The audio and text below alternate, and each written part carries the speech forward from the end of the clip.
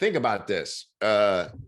When people, and look, I'm not judging anyone's relationship or there's always a lot of circumstances, but just at the core, you take a situation in a love relationship where one person cheats on the other.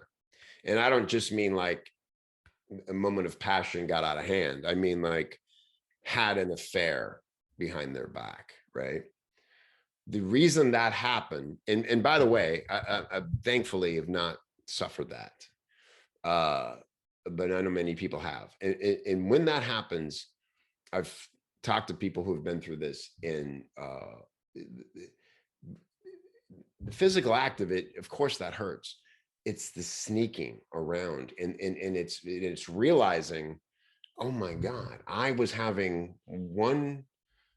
in one reality about us, and you were in this whole other reality that whole time, to the point where you were living this other life and sneaking around, and you just, that's the most hurtful thing. It's like, you didn't have the courage to just tell me it was over. And so that's integrity. Having the courage to go to somebody and say, hey, this is the hardest thing I've ever had to say, but I'm having these feelings about, because here's the thing, that's gonna potentially crush the person you have to say that to.